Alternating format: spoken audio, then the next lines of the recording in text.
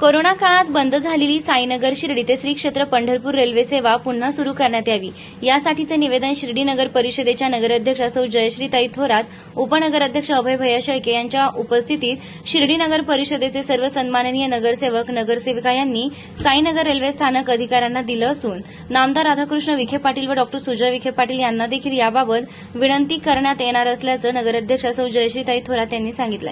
शिर्डी आणि पंढरपूरचे आगळेवेगळे नाते असून साईबाबांच्या आरतीत देखील शिर्डी माझे पंढरपूर हा उल्लेख असून शिर्डी व परिसरातील वारकरी आणि भाविक यांच्यासाठी ही रेल्वे सेवा अतिशय सोयीची ठरणार असून पंढरपूर येथे जाणारे भाविक या निमित्तानं शिर्डीत मुक्कामी थांबतील व शिर्डीच्या अर्थकारणाला देखील यामुळे चालना मिळेल असे यावेळी नगराध्यक्ष सौ जयश्रीताई थोरात यांनी सांगितलंय.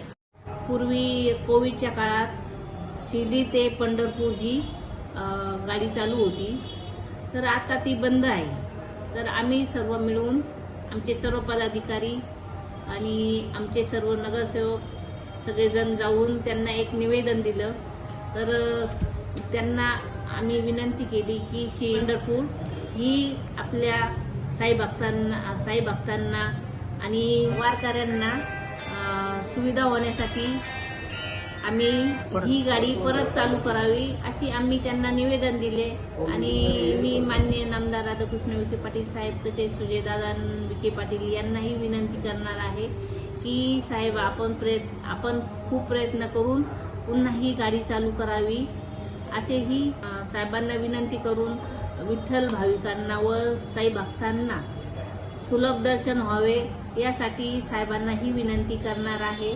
खरं तर शिर्डी ते पंढरपूर हे साईबाबांचं आणि विठ्ठलांचं एक वेगळं नातं आहे.